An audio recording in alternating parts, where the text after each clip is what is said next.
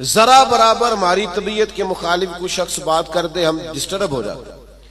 हमारा माहौल इस कदर ज्यादा पेचीदा हो जाता है ज़हनी कि जो बड़े बड़े बासलाहियत लोग हैं, बड़े बड़े बाशऊर लोग, वो भी हकीम ना होने की वजह से, दाना ना होने की वजह से अपनी सलाहियतों से कोई फायदा नहीं उठा सकते। मेरे नौजवान दोस्तों, मेरे बुजुर्गों, अपनी जिंदगी में कमाल बुर्दबारी पैदा करें, कमाल हौसला पैदा करें, तबीयत के अंदर ठहराव लाए। आप महसूस करेंगे कि बहुत सारे बिगड़े हुए काम संवरने लगे।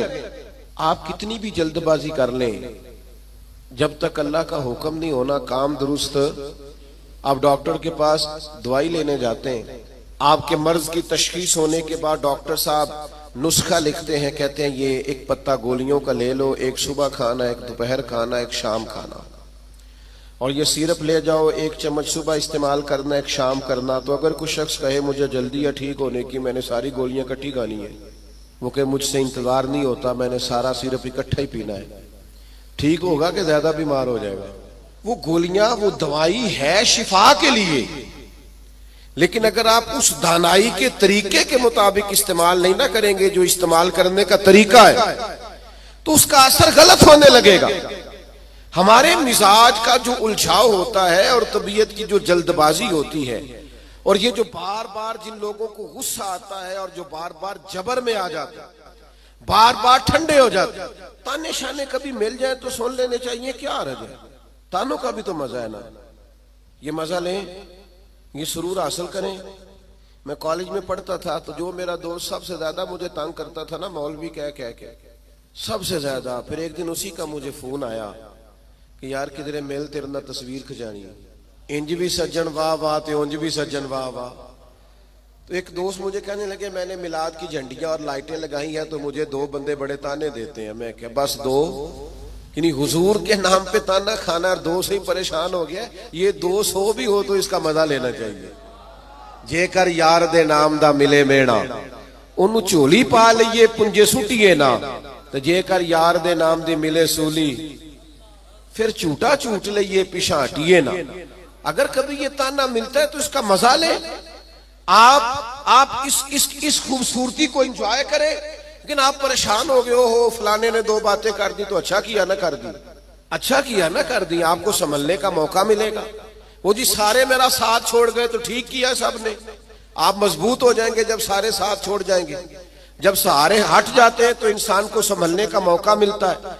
जब तक हम दानाई के साथ, हिकमत के साथ मामलात को नहीं लेके चलेंगे, आप अपने बच्चों की परवरिश करें तो वो तरीका जो हुजूर ने हमें हिकमत सिखाई, आप अपने बुजुर्गों की खिदमत करें तो वो तरीका जो नबी पाक ने हमें सिखाया, आप रिश्तेदारों के साथ लेन देन करें, मामला करें, तिजारत करें तो वो तरीका इख्तियार करें जो हुजूर ने हमें सिखाया।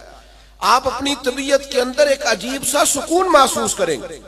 फैसले इस तरह के करें कि थोड़ा सोच समझ कर, जज्बाती फैसले कभी ना करें। हुजूर के ऐलान नबुव्वत से पहले जब दोबारा बैतुल्लाह शरीफ की तामीर की थी ना अहले कुरैश ने, अब चूंकि वो थे तो सारे आपस में, पर हर कबीला एक दूसरे से लड़ता बहुत था, तो हर बात में लड़ पड़ते थे, मैंने आगे जाना है, मैंने आगे जाना है। तो वो सारे कबीले शामिल थे। अब जब बैतुल्लाह शरीफ की नई तामीर हो गई तो हजर अस्वद नस्ब करना था, उस पर झगड़ा हो गया। एक कबीला कहता है मैंने नस्ब करना है, दूसरा कहता है मैंने नस्ब करना है, तीसरा कहता है मैंने करना है। और कुछ तो ऐसे थे जिन्होंने प्याले में खून डाल के बीच में हाथ रख के कस्में भी उठा ली कि अगर हम नहीं करेंगे तो करने भी नहीं देंगे, फसाद होगा। फिर तय हुआ कि जो सुबह सबसे पहले हरम काबा में दाखिल होगा उससे फैसला कराएंगे। कमाल की बात यह कि सबसे पहले हरम काबा में रसूल रहमत तशरीफ लाए। असीर दुश्मन की चाह में भी, मुखालिफों की निगाह में भी, अमी है, सादिक है, मोतबर है, मेरा पैगंबर अजीम तर है। उन्होंने कहा ये तो सादिक और अमीन आ गए। उन्होंने कहा जी ये हमारा फैसला कर दें कि हजर अस्वद किस कबीले ने नस्ब करना है। तो नबी करीम अलैहिस्सलाम ने फरमाया कर देते हैं ना। सरकार ने चादर बिछाई, हजर अस्वद उसमें रखा, फरमाया सारे कबीले एक एक कोना पकड़ लो। वो सब ने एक एक कोना पकड़ लिया। जब हजर अस्वद के करीब गए तो महबूब ने वहां से उठा के हजर अस्वद वाली जगह पे रखा। अब चारों तरफ देखा तो सबको यूं ही लग रहा था मैं उठा के लाया हूं, मैं उठा के लाया, मैं उठा। हम तो अपने बच्चों के बीच लड़ाई करा देते हैं ये कह कह के कि ए मेरा पुत्र ज्यादा लेके। हम तो अपने घर के अंदर फसाद, नाराज ना आइएगा मुझसे, हम फसाद डलवा देते हैं। ये बंदा ठीक है, ओ खुदा के बंदे सारे बेटे, सारी औलाद ही बराबर की। किसी ने पैसे ज्यादा कमा लिए, किसी ने कम कमा लिए, लेकिन अपना घर ना तबाह करें। आप दानाई के साथ, हिकमत के साथ, तदब्बुर। मैं छुट्टी का दिन था, मदरसे की सीढ़ियां चढ़ के अंदर दाखिल हुआ तो बच्चे आपस में खेल रहे थे और हल्की फुल्की शरारतें भी कर रहे थे। मुझे बड़ा जरूरी काम था पर मैं उन्हीं पैरों पे वापस आ गया। तो मुझे पूछने लगे कि जनाब आप गए नहीं। मैंने कहा बच्चे खेल रहे थे। अब मेरी तरफ देखते तो उनका खेल खराब हो जाता। तो भाई अब वो बेचारे हफ्ता भर पढ़ते हैं तो उन्हें कुछ खेलना भी तो है ना। तो आप थोड़ा मौका दें। हर मामले में, हर जगह जज्बातियत का शिकार हो जाना, उलझ जाना, गुस्सा करना। हुजूर अलैहिस्सलाम ने उसे पहलवान कहा है जो अपने आप पे कंट्रोल रखे। फरमाया वो पहलवान है जिसे अपने गुस्से पर कंट्रोल हो। अपने आप को संभाले, सारा कुछ ठीक हो जाएगा। अपने जज्बात को संभाले, सारा कुछ ठीक हो जाएगा। यानी आप बिला वजह किसी के बारे में कह रहे हैं कि वो बड़ा हो गया है, वो अब मशहूर हो गया है, वो अब आगे निकल गया है, वो मेरी बात नहीं सुनता। ऐसा नहीं है, कुछ तो मजबूरियां रही होंगी। यूं ही कोई बेवफा नहीं होता। आप थोड़ा सा ना मौका दें, आप चीजों को समझें और थोड़ा ना अपने ऊपर तवज्जो दें कि मैंने अपने आप को कंट्रोल में रखना है, मैंने अपने आप को समझाना है।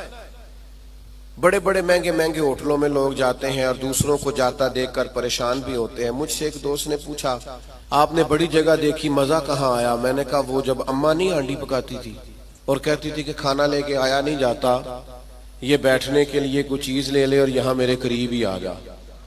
और फिर वो सालम देती दफा ये भी कहती थी इक्को बारी मिलना ही, दोबारा ना मंगी। वो जो लुत्फ है वो दुनिया के किसी 5 स्टार होटल में मुयस्सर आता। तो आप जिस हाल में हैं उसमें राजी रहें। अपने कल्चर से, अपनी तहजीब से, अपने आप से प्यार करें। भाई जिसको अल्लाह, वो जी मेरा कोई रिश्तेदार नहीं, जिसको अल्लाह ने तेरा चाचा बनाया तू कैसे इनकार करता है? जिसको अल्लाह ने तेरा मामू बनाया तू कैसे इनकार करता है? जिस खानदान को अल्लाह ने तेरा खानदान बनाया, रब ने बनाया, ये तेरी मर्जी। अल्लाह ने जहां जहां पैदा किया। उलझे नहीं, परेशान ना हो, अपने आप को तकलीफ में ना डालें, बड़ी समझदारी के साथ। पता है आपको, लोग जब लोगों को परेशान करते हैं तो परेशान कर देते हैं, चढ़ा चढ़ा के पागल कर देते हैं। वो लिखा है शेख ने कि एक ताजर की दुकान बड़ी अच्छी चलती थी तो बाकी ताजरों ने सोचा कि इसे किसी तरीके से बेवकूफ कर दिया जाए, माज़अल्लाह अस्तगफिरुल्लाह, साजिश की। वो सुबह सुबह जब दुकान खोलने के लिए आया तो उसने सफेद इमामा पहना हुआ था और उसने नीले रंग का सूट पहना हुआ था। तो पहला ताजर ही उसे देख के कहने लगा माशाल्लाह, सफेद लिबास पर आपका ये काले रंग का इमामा कितना प्यारा लग रहा है। उसने कहा पागल हो गए हो, मेरा तो ये सफेद रंग का है। तीसरा भी मिला तो उसने कहा काले रंग का इमामा कैसे लग रहा है? उसने यहां से आगे करके देखा कि तो वाइट है। फिर उसने कहा, चौथे ने कहा, पांचवें ने कहा, तो बंदा ज़हनी तौर पे उलझ गया। इतना उलझा कि सारा दिन दुकानदारी ना हो सकी, बल्कि बाज ने लिखा कि इस तरह के लोग तो दीवाने हो जाते। तब वो एक सियाने बंदे के पास गया, उसने कहा कि जनाब मैं ज़हनी तौर पे परेशान हूँ, ग्राहकों से भी लड़ता हूँ, आजमाइश बड़ी हो गई है, मसला क्या है? तो उन्होंने कहा असल में तूने मुखालिफों की बातें तवज्जो से सुननी शुरू कर दी। हाँ, मुखालिफिन की वो बात तवज्जो से सुननी चाहिए जो हमारी वो गलती बयान करे, लेकिन वो बातें जो चढ़ाने के लिए उससे सरफे नजर किया जाए। अपने आप को आप कंट्रोल में रखें। ये नबी पाक अलैहिस्सलाम की दी हुई हमारे लिए हिकमत है। मैं दोस्तों से कहा करता हूं, मिलाद आए ना तो मिलाद में महब हो के मिलाद मनाया करो।